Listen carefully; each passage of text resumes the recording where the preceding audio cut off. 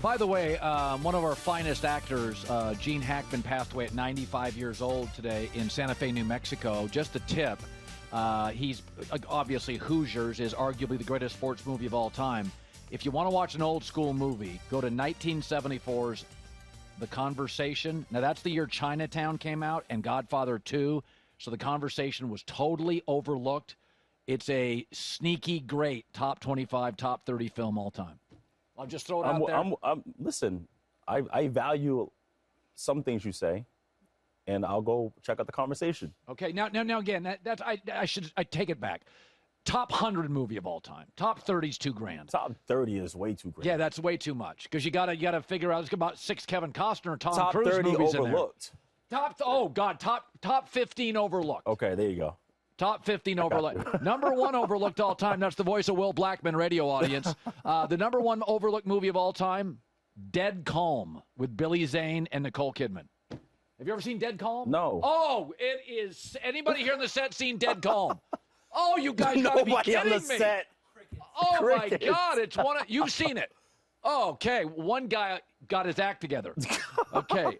Will Black. So watch The Conversation. 1974, Chinatown, Godfather 2 came out. Nobody talked about the movie. It's one of Hackman's great ones.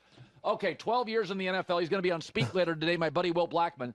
Okay, so I want to start with this. The NFLPA comes out with a report card. Yes. I don't know how in the world Cincinnati got an F on food. I have no idea how bad the food is. Does it matter how nice the facilities are? Does it matter how nice the plane is? It helps. Helps what? Maybe the Bengals are serving too much chili up there. That's probably what's going on here. It helps just in terms of like just the vibe. Like when I worked with the Cowboys last year, it was a great place to go to. It was a great facility, great food. Like everything was awesome there. But in terms of like free agent wise, Okay. it's more of like the destination. I don't think it's so much the facility. But I will say this though, when I was on the then Redskins and we signed Josh Norman, I remember he came into the building and Mr. Snyder overheard him saying like, this locker room is terrible. Like our locker room we did not have a good locker room. We had the same locker room that the Washington team had in 1992. It's the same locker room. And literally, apparently Mr. Snyder heard that we broke ground literally the next day or sometime that week, and we had a new locker room. So it matters for free agents. Yeah, it does to an extent. I mean, if you're in a cool destination and you're getting your bag, you're getting money. I mean, Yeah. at the end of the day, like it is what it is. But we have great facilities in Green Bay, but no one really wanted to come to Green Bay. Yeah, weather, whatever, small market. So Green Bay has good facilities. Yeah, I liked it when I was there. Yeah, I heard Green Bay, I mean, they'll iron your socks. Like they treat players really. It is full service. I didn't pay for a car. I didn't pay for a cell phone. I didn't pay for dinner. One thing I paid for was. What do you mean you didn't pay for dinner? Because you would be out to dinner and like a fan would, I got it. And you wouldn't know. Like undercover, they wouldn't tell you. You wouldn't know who it was. That's the Midwestern people. They're not flashy. Packer fans. I can't say all Midwestern. Okay, how about this? I said this before. I know money matters. Yes. Okay, you live in California. Rams say 2 years, $95 million, 13.5% state tax. Vegas says 3 years, $150, no state tax. I'd have to go. You'd have to go. That's just too big of a gap. And I do think it matters. It's indoors. I'm not going to go to the Giants and play outdoors for a bad organization. You're not going to go to the Giants. But let me ask you, money matters, and for rich guys, maybe it matters less. But I think the Raiders, I think hiring Chip Kelly and Pete Carroll is a win. I think it's a big deal. It's a win. Yes, no question. I will say this too, with Sean McVay, like he truly respects a player's value. You know, when I was there this past offseason and we were discussing free agents, he was like, I like this guy, but I don't want to insult him by offering less than what he is worth. Right. And this was about a certain player. And so just knowing him when he said that, I'm sure he was like, hey, Matt does deserve to go get what he wants based on the market. He should go get it. It's going to be really hard for us to give him what he wants money-wise, but we would love to have him here, but it has to be at this number. And yeah, in terms of the Raiders, that was when that job became available, I outright was like, it makes too much sense for Pete Carroll. It makes too much sense because you truly need someone who is going to come in there and completely reset the culture, and there isn't really anyone who does that better than him. Do you think Brady taking him skiing matters? Does that have influence? Say it again. Tom Brady took him skiing up in Montana. Does that matter? I think that does matter. Yeah, of course. That definitely matters because a lot of the OG quarterbacks, they truly respect Matt Stafford. Not just his mind, but what he can do with the football. Playing against him twice a year when I was in Green Bay, I mean, I've been seeing those no-look passes since the early 2000s. Like, that's just what he did. And Aaron Rodgers was even on record mentioning, like, hey, that dude number 9 on Detroit, like, the stuff he can do with the football, like people I've seen him played against, obviously you say Mahomes, you say Aaron Rodgers, you say Matt Stafford, in terms of what they can do with the football, just lights out. So I think in terms of, if I was him, I definitely, if the Raiders offer that, I would go there. Yeah, I feel the same way. And, okay, so now I have said this, and I have been critical of your friend Aaron, but I said I thought Aaron, considering it was a suboptimal coaching staff in New York at the end of the year, I like Saleh. But when he left, I didn't think it was a very good staff. Aaron's last 10 games, he was good. He was very, very good. Right. I would have no problem saying, Aaron, we're going to bring you in for 2 years. First year, it's your team. We are going to draft a quarterback next year. But I think, forget the being humbled thing, I think Aaron played good football. And I don't think he's as good as Matt Stafford now, but I would have no problem bringing Aaron Rodgers in on a 2-year deal. It's your team for a year. You may win it the second year, but we are going to draft a quarterback next year. Would you do that? You're saying any team? No, I'm saying Rams if Stafford we're still goes. on the Rams. Because I'm not going to go with Garoppolo if Stafford leaves. We're too good of a team. We have too many good players. We're still right there. And I think in terms of what Aaron wants and what the Rams need, that makes the most sense. That makes the most sense because there probably aren't too many minds like Sean McVay that Aaron respects, and I think them two would be absolutely elite. So do I. Elite, because especially what he did with LaFleur, the same offense, right? And now you're with his brother. Yes, his coach in the Rams. His brother, right? All right. This sounds like one of these things. I always say, if you'd have told people before Kevin Durant went to the Warriors, if you'd have told them Kevin Durant's going to go to the Warriors, it sounded ridiculous. This is not ridiculous. I think the Raiders have a slight lead over the Rams. I got a text about 20 minutes ago, and they were like, "You're on to something." I think the Raiders are very attractive, and I'm not. The Rams have too many good players to ham and egg it. You got to go get somebody who can play. You got it, yeah, because you're still in it. And when I look at the Raiders possibly going after Stafford, when Pete Carroll took over Seattle in 2010, he had a 35-year-old Matt Hasselbeck. Obviously it was for 1 year, but they did go and get a quarterback in terms of Russell, and they end up signing Matt Flynn. Obviously, we know what happens with that. So I could see this being a situation where, like, you need a quarterback now to get you off the ground and running whatever he's trying to build in Vegas. Okay, so the best athlete in this draft is Travis Hunter from Colorado, plays DB and receiver. Many people may not know this. You tried out a little receiver at Boston College. Ain't no try out. Why was this try out? Well, I mean, they gave you a couple. I took the bait. I took the bait. They gave you a couple curl routes your senior year. No, I ran 2 routes. I ran a now route and a go route. That's it. I ran 2 routes. And did you have a few catches? I was all ACC. Where you been at? Do your homework. Well, I didn't watch your. The only reason why I wasn't first team is because some bum named Calvin Johnson, whoever it was, So you were a great DB, and they ran out of Scallies, and they said go play some receiver. We ran out of receivers, and I was a punt returner, and they said, "Would you want to play receiver?" And I said, "Absolutely not." And they asked me probably 5 times.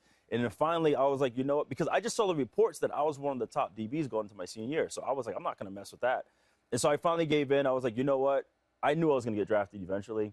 And we were just trying to win more games and hopefully win the ACC. So I went to receiver, ended up winning the X job, and then I ended up playing nickel as well. So I was receiver, punt returner, kick returner, and nickel. Now, your reputation was you didn't like to go over the middle and get hit. That's what the sources tell me. Wrong sources. There was no need. Just give me the football now. Okay, so my take is you go to the combine. When you went there, because obviously you showed people, you flexed on both sides, was it a conversation? I mean, because Travis can do both. You Right. could have been an NFL receiver. Obviously, you're athletic enough. You're a punt returner, which I know. What were the conversations like? Well, here's what's crazy. So I finished my year, obviously, at receiver. Then I went to the Senior Bowl as a defensive back. And then I went to the Combine as a wide receiver. So I did all the receiver drills, and I was done. And I remember looking up, and I think it was Coach Parcells raise his hand. He goes, he needs to do DB drills. And they go, DBs aren't till later in the week. We'll have him do them now. So I was out there by myself, and a bunch of coaches stayed, and I did DB drills right then and there. And so now, prior to that, during the week, you're meeting with coaches in the hallway and what have you. And I remember the Atlanta Falcons pulled me aside, and they were like, hey, man, we really like you at receiver. You did some good things. And, if you're available after the draft as a free agent, we'll probably pick you up. And so I'm thinking I'm like, free agent? I was like, oh, no. I told everybody I'm a defensive back. If the Atlanta Falcons thinks I'm a free agent wide receiver, then I'm not gonna fight or trying to sell that I'm a receiver. And so I just told everyone at the Combine I'm a DB. Because if Atlanta thinks I'm a free agent, then apparently no one thinks. I want us to get some YouTube receiver video, because all your college video that I've seen is you blowing people up. Then you looked up the wrong Will Blackmon. I've had dinner with you multiple times. You never talk about your big receiver year. We don't really talk about football. We talk about like food and life. Life. Yeah. Like we're actually friends. You know what I mean? Yeah. So let me just say this. When the Combine's fascinating, because I think what makes football players unique is they grow. There's a physicality to the league that they grow more slowly than basketball players. You can spot at 15 or 16. Almost all the Nike knows who the best prospects are at 15. Right. You have no idea in the NFL. A lot of these kids, nobody knew what Tom in basketball, Brady. you're like, hurry up and finish your freshman year because we know we're drafting. Yeah, but football's different. When you go to the Combine, go back to your Combine. Give me 2 or 3 players that you looked at because you were obviously a dominant high school college athlete. Were there 2 or 3 guys you looked at and went, the hell? Like Calvin Johnson, was he one you just went, well, you saw him play in your conference. But, I mean, are there guys at the Combine that you knew instantly, oh, he's a star in the NFL day one? Yeah, I remember getting ready. Everyone's warming up for the 40-yard dash. And I remember I said I went with the receivers. And so I see who I played against. I seen Vernon Davis. I remember that. He starts getting ready. He's starting to get ready. And this is when Vernon, his highlight was him working out. That was his highlight tape. And he had his dreads, and he was like, he lined up for his 40, and he looks at me. He was like, 4.36. And I'm like, yeah, right. He was a tight end. 255, 6'4". I'm like, bam, 4.37. I go, oh, my God. And for me, I know how athletic I was, and I'm not easily impressed. But when I seen that man with that stature run a 4.37, I brought this up live 2 days ago or 3 days ago on the show, J-Mac. I said one of the most memorable things I ever remember at the Combine was Vernon Davis with a tight shirt. I don't think Under Armour. I don't know if they were a company yet. It was Reebok was ours. Okay, Reebok. Yeah. He had a tight shirt on, and I'm like, I can see his six-pack through his T-shirt. Bro, and then the other one was, you know how you do the receiver gauntlet drill, you have to catch football? Well, it was Marcus Colston for the Saints who went to Hofstra. Yeah. He didn't have any gloves. And I'm like we got Jay Cutler throwing the ball, Tavares Jackson throwing the ball, ripping the football. And I went through it, and the laces ripped my gloves when I caught the ball. And he went through there just boom, boom, no gloves. And I'm just like, okay, that's a grown man. That's just a grown man. What's funny, I'm going to go old school here. So I went to college at a university, Eastern Washington University, used to be the home of the Seattle Seahawks camp. So the Seahawks were kind of a new football team, a little bit new, but, everybody knew who they were, and it was Zorn and Largent. I go to camp one year, and I stayed for summer school. I was dating a tennis instructor. A long story. I don't need to know that. Just why did I do that? Why did I even context didn't matter. I know exactly. Okay, whatever. It doesn't matter. It's like not appropriate. So anyway, I go to practice, and number 41 from Colgate is lighting up Steve Largent or thereabout, like elite players. And I go get the card. You buy it for $1. I'm like, who is Eugene Robinson? Yeah. I saw literally First set, 2 picks, blew a receiver up, and I'm like, so it's funny about when you go and you play, so you go to the Green Bay Packers, and I've told people this all the time, a player like you can tell within 2 practices, like, who's the guy from Hofstra? Right. Who's the guy from, at the time, I'd never seen Colgate's Ivy League. I'd never seen an Ivy League football game. So were you nervous at the Combine? I was not nervous at all. I was so excited because I'm such a fan of football. So I grew up, watching everything, and I could not wait to go there. And I would say I was nervous maybe for some of the interviews just because you heard all the crazy stories and what have you. The only thing I truly didn't like are the physicals. Straight violation. I had a grade 2 AC separation on my shoulder, and I'm sitting there on the table. There's all the team doctors around me, and one of them, tested out my strength for my shoulders, passed. Got to Dr. 4, passed. Dr. 5, I'm like, wait. I said, do all y'all need a strength test me? And they're like, well, we need to see for ourselves. I'm like, so by the time I got to team 29, you're worn out, done. So I didn't bench press that day because I couldn't. I had nothing left. The doctors crushed my shoulders. It was crazy. Okay. Or another doctor found out I sprained my ankle when I had a hairline fracture when I was 13. Yeah. Weird stuff. Yeah, well, the team doctors, I didn't love them back in the 70s, 80s, 90s. They've gotten better. There's always been, remember the Chargers had that situation where Tyrod Taylor before a game? Punctured, yeah. Yeah, I'm a little sketchy on that. Okay. So I think, I've told you before, you've thought about doing coaching. I think you should go into the front office. I think you're more cerebral. You should go upstairs. You shouldn't go to college. No life. You're the Niners GM. He and I go back and forth on this.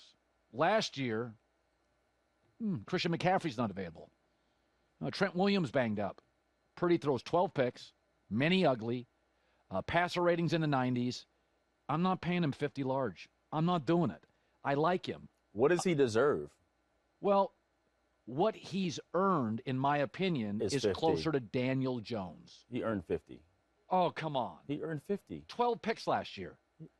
That's not bad. He's not. It's not a Disney movie. I don't care that he was drafted in the 7th round. Picks in the NFL is not bad. You would give him 50 large. 50. You look at the list of the guys making 50. He's like. What would you give Sam Darnold? Under 50. I think Sam's in the Baker class. Sam's definitely in the Baker class. Like 38 million, 40 million. He's in the million. Baker class. Yeah. He is in the Baker class. You give Brock Purdy 50. 50. Look at that picture. You can't see it behind you. The hands are a little small. It drizzles. The ball comes out of his hand. It drizzles. Well, 50.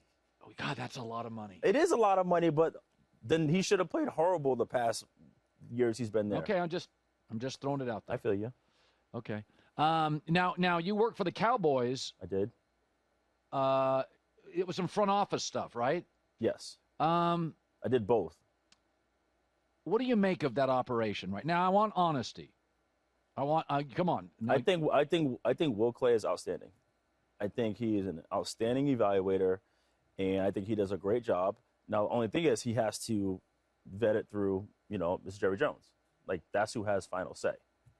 But I think Will Clay, just in general, in terms of what he does and what he knows, I think he's outstanding, which is why he got some inquiries from other teams. Right. Yeah. But there's a guy upstairs you have to deal with. You got it. And it's understood in the organization. It's understood. Did you see everywhere. Jerry a lot? I did. Yeah, he was everywhere. He was full hands-on. He ran the personnel meetings. He was there, and he was very, very involved. And you knew it too because you could be walking down the hall, grabbing a shake, whatever, and all of a sudden you see the chopper coming down, laying around the practice field. We got a meeting. He's Really? here. Oh yeah. Now does he talk? If he and Steven are in the room at the same time, who talks? Everyone speaks. Yeah. One thing from my experience, when Mr. Jones spoke, everybody had a chance. He wasn't talking over people. Now I wasn't there during the whole entire season. I was there just the whole off season. But, and being in there, there are a lot of things that, I agree with in terms of personnel stuff that's going on. And so he just, again, it still has to run through him. But overall, like I said, in terms of being in that area, Will McClay is great. I think he's great. All right. Did we ever find that YouTube video? It's like finding Bigfoot video, some catches by you in the ACC. You got a better chance finding that than me finding the conversation. In 1974 was a great year. It's Chinatown. not when I played. No, I thought you were talking about me. No, Okay. no. You were more closer to the early 80s. But the conversation was in a year of two great movies.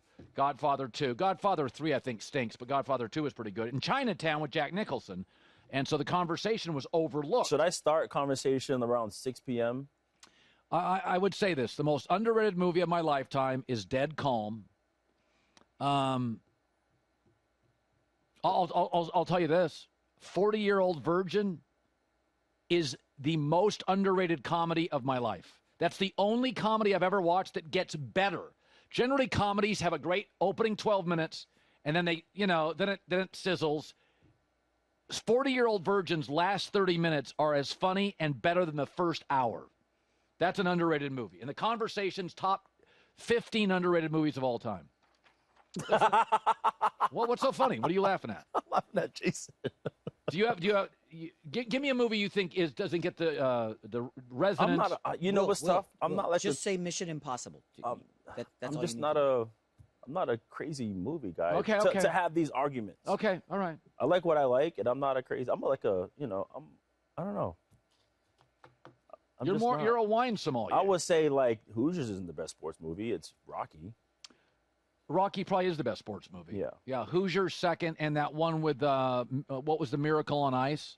That was a great one. Oh my God! Yeah. That speech in the locker room by Kurt Russell playing Herb Brooks. That one moved me. Caddyshack is 4. Caddyshack is. You're just trying to cause drama. How are you going to throw Caddyshack at 4? No, Miracle on Ice 3. Caddyshack at 4. Please don't say. Please don't throw say, the natural out to me. Natural's not believable. Nobody's hitting balls that blow up scoreboards and lights. Don't throw Rudy in there either. I thought Rudy was overrated. Thank you. I thought we agree on something wholeheartedly. Yeah, I didn't think Rudy was that great. Yeah, Rudy. Sorry. Oh! I cannot believe I whiffed. Oh, my bad. Totally. I totally screwed up. The best sports movie of all time is Moneyball. Rocky second, Hoosiers third. My bad. You've seen Moneyball. I have. That's erudite. No, it's great. It's very nerdy. It's appreciated, but Rocky. Okay, we got to go. We still couldn't find that catching the ball video at Boston College. We'll look it up. Couple of drag routes. He picked up a first down. not much to see. Live in L.A. It's the Herd. Hi, everybody. It's me, Uncle Colin. Subscribe here to get the latest from the Herd, including exclusive behind-the-scenes videos and more, wherever you may be, however you may be watching. Thanks again for making us part of your day.